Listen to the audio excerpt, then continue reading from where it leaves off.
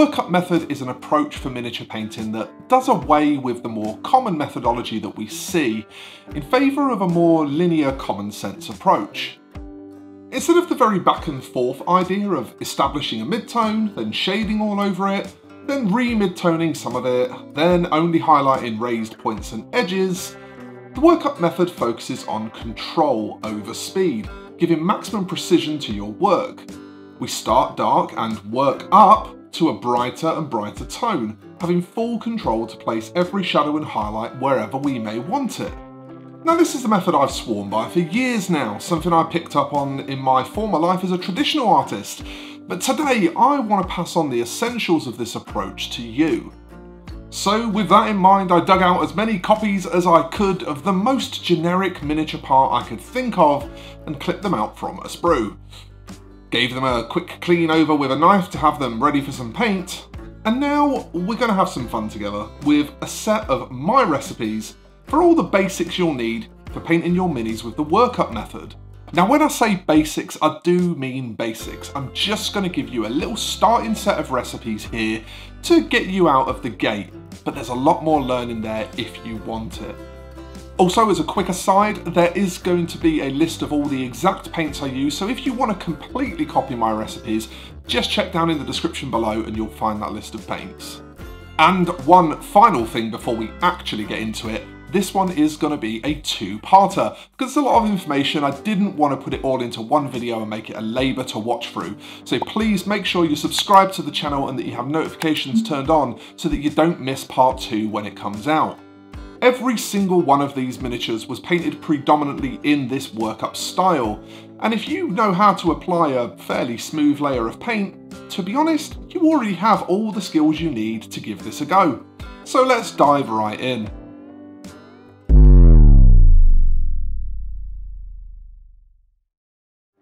Now when painting a surface red, the first thing I like to do is get a nice purpley dark red in there, a sort of burgundy colour as a starting tone. And over that, I want to start building up layers of a pretty bright red straight away. In this case, I'm working with the reds from Duncan Road's Too Thin Coats range, as I'm just testing them out at the moment, but you can adjust your reds to taste by all means. It's really important though with reds to build up smooth, thin layers, so pay attention to keeping that paint well thinned and building it up over multiple coats. This kind of wisdom will honestly just serve you well when using this method anyway. Now that the midtone is built up from the deepest shadows and I've worked out roughly where I want those shadows to live, I just need to start bringing in highlights. Initially, I will go into some orangey reds for this, tackling areas that I think would catch the light if the light source were above the model. It's a bit of an oversimplification, but you can basically think of this as just giving a highlight to anything that faces upwards. However, whilst I do start orangey with my highlights, once I start picking out the edges and smaller highlights, I like to start leaning more toward a creamier, slightly pinky colour. In this case, I just work with my previous reds and oranges and dot in a touch of Vallejo Model Colours Sunny Skin Tone. This is a bit of a secret weapon paint for me, which you'll actually see pop up quite a bit in this video. Now this red workup is my go-to, and I hope you can see why from this. It's bright and poppy, it's full of interesting tones, and reds tend to be really forgiving too, making this a great first one to have a try at.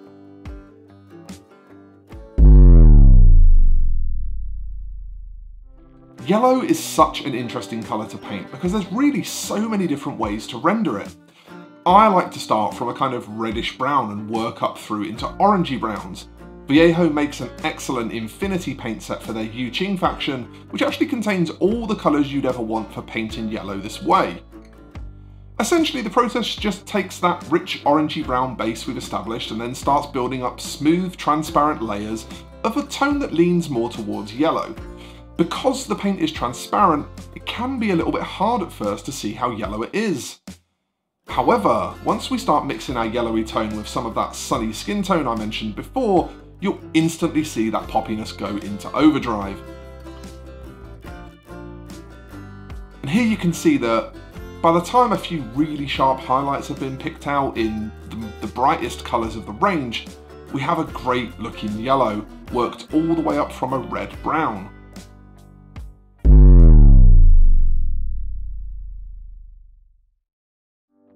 Blue is an awesome, fun colour to paint with this method, but you might be surprised to learn I tend to start with purple here.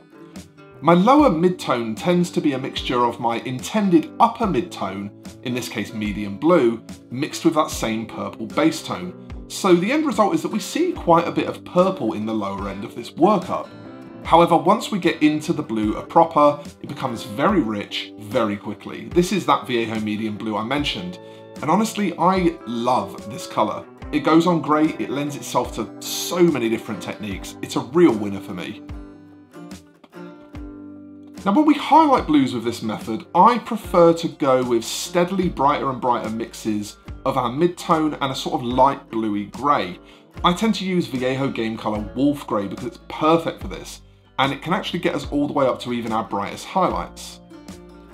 In the finished result here, you can really see how much contrast that purple starting point creates for us. Is there a prettier way to paint blue? Not that I've found.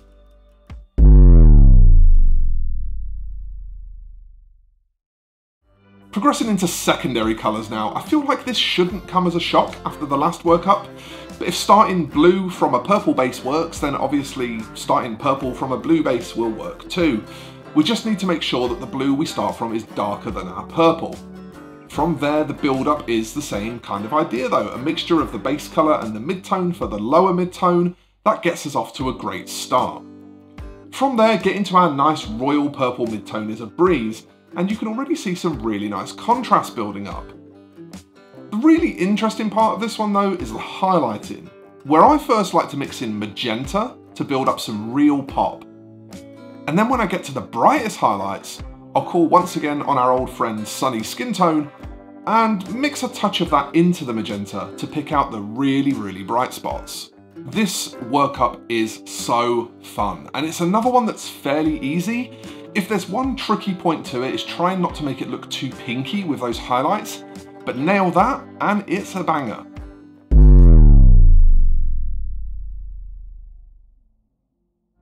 Now, orange is a bit of an odd one. If you want rustier tones, you can pretty much use the Cavalry Brown Yellow method from previously in this video and just kind of pivot more towards orange instead of yellow as you start to brighten up. But I think for this one, I want to show you a proper high-vis, ridiculously over-bright orange. So here I'm starting out with a bright red base, and I'm starting to mix in an orangey red to that. Next, I progress up my mid-tones into a rusty orange. I know we said we're going poppy, so just bear with me. We do still have the highlights to come. Trust me, this makes sense. And during this highlighting process, not only can we bring in a much brighter orange, but as you can see here, we can even go as far as yellow to really give a great range of colours. And for one final flourishing trick, if you still want even more saturation, which I do because I'm greedy, we can use this Zealot Yellow speed paint and filter over the whole thing. For bigger projects, you can even filter this with an airbrush, which is really handy. And I mean, come on, look how bright that is. It's so bright that I actually was honestly worried that my camera would have a hard time with it, and it kind of is. In real life, this looks even brighter still. And so after all that, we come to the end of part 1. There is more to come, but before we go, I want to just take a quick recap over what we've gotten today as the first little foundation of learning the workup method. We have an awesome red with hints of purple in the base, an interesting yellow that doesn't really turn yellow until near the end of the work, a blue that is so pretty it honestly should probably come with an addiction warning, a purple that plays off the learning we acquired in the primary colours to give us something really poppy, and finally a super high-vis orange that you could spot a mile away. So as I said at the start of the video, if you've enjoyed this first look at this method and you want to learn more, make sure that you're subscribed and have notifications turned on because part 2 is coming up and YouTube will tell you it's there. Also, don't forget to give the video a like if you enjoyed it because that lets YouTube know that it's good content and encourages it to show other people. There are of course other cool ways you can help the channel too though, not just around this video. If you want to check the links in the description below, you can find things like affiliate links, my Ko-fi and my Patreon. Those Ko-fi and Patreon specifically, for just £1 a month, can get you all sorts of cool little bonuses and perks, including access to my Discord community where you can chat with me every day and other people in my community too. So my friends, I hope this one has you all worked up for more. I hate myself for making that pun. And I will see you in the next one. Thank you so much for watching, everyone, and bye-bye for now.